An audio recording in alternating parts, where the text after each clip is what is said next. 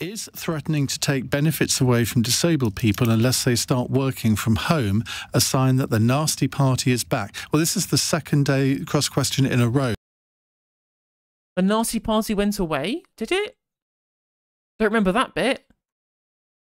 Like, even when they had somebody who wasn't quite as nasty in charge, in the background, behind closed doors, he was saying, let the bodies pile high. So, you know, and we've now also learned that Rishi Sunak wanted to let people die as well. Like, I don't think the nasty party ever went away, guys. Like, the idea that it was, that wasn't a thing that was just latent to the Conservative Party. You press X to doubt. That we've got a question saying, is the nasty party back? Now, the Times reports people receiving disability benefits will be asked to find work they can do from home or face having those benefits cut by £4,680 a year. Carla Denyer.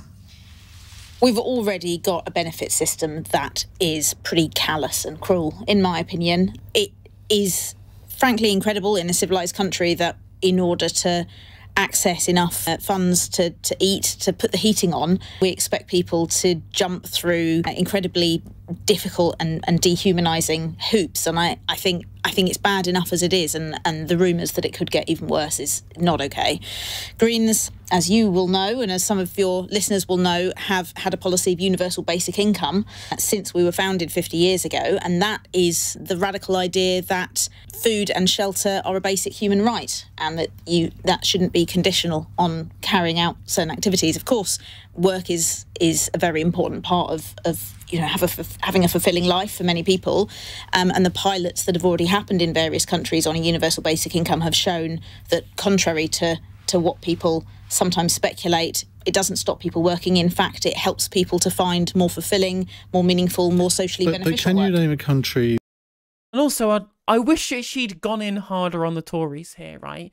About the Tories being the nasty party. I know you want to talk about your policies, and UBI is a policy that I agree with, right? No shade on UBI. When the question is specifically about the disabled, and the question is, are the nasty party back? First of all, you say the nasty party never left. They've always been nasty. The idea that that went away is just complete nonsense, given austerity, given the pandemic. They've only ever been the nasty party, and they always will be. And second of all, on top of that, you should say, well, on specifically taking benefits away from disabled people, about the welfare of the disabled specifically, there was a UN special rapporteur to the UK during the austerity period under George Osborne, describing the country as violating the human rights of the disabled, and another special rapporteur specifically said, I think it was in 2018 or whatever it was, that the situation for disabled people in the UK was a quote-unquote human catastrophe.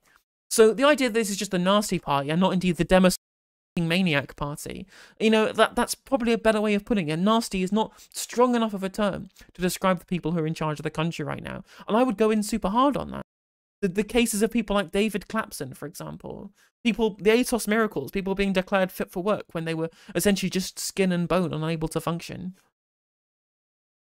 That has done this experiment, that has then continued with it. There hasn't been a country that's done it at a whole countrywide level yet, but Finland and parts of Canada have done limited trials, and it's something that we as the Greens would like to see. The idea of a universal basic income, as the name suggests, it's a basic income, so it's not going to pay for all of your luxuries and hobbies and everything, but it is recognising that being able to feed yourself and your kids, heat your home and have a roof over your head is not something that you should be needing to jump through. That's why we have a welfare state, isn't it? For people who do fall on hard times, the welfare state is there to help them back into Indeed, work. That is the point that the welfare state is meant to fulfil, but I don't think it's doing that job at the moment. And also, by it being non-universal, by means testing it, by making people jump through the hoops, it makes it far more likely for someone to fall through the cracks during that as well. By universalizing it, right, by everybody getting access to it, you undercut this narrative about people getting something for nothing and people having their taxes pay for some other people. I'm like, well, if everybody's getting it, then you can't get this kind of latent jealousy from people who think, well, they're getting welfare benefits, why am I not getting welfare benefits when I work and they don't?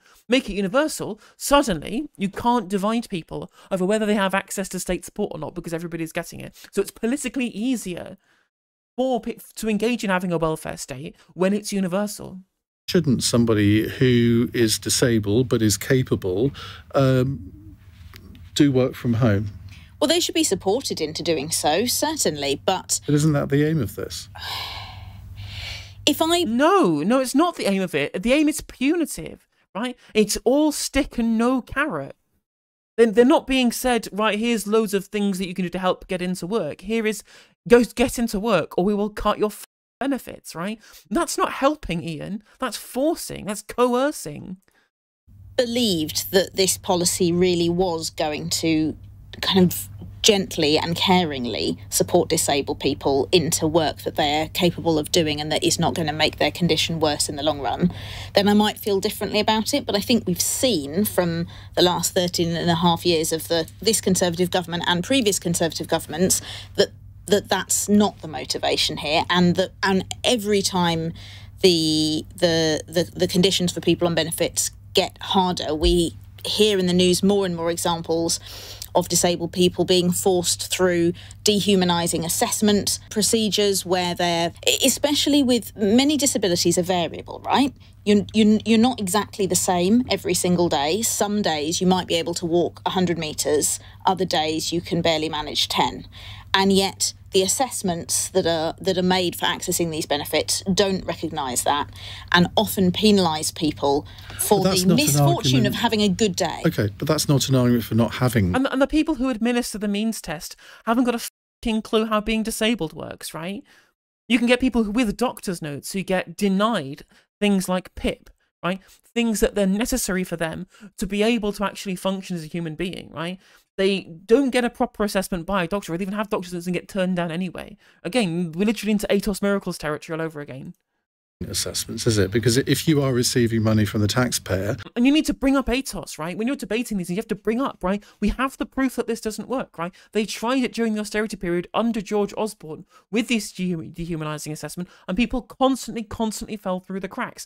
Bring up specific cases, right? Bring up people like David Clapson, for example. There's plenty of, case studies that we have of people literally being murdered by the state because they will fail to be protected by a means test that isn't there to help people, it's there to hurt people, where people are judged by how much they get cut away from their benefits. I think the taxpayer has a reasonable assumption that you can't just claim it and automatically get it. You have to prove that you're entitled to it. Yeah, and the Green Party would have a universal basic income that everyone would access, and then there would be additional benefits on top for people who needed it, and obviously disability benefit would be one of them.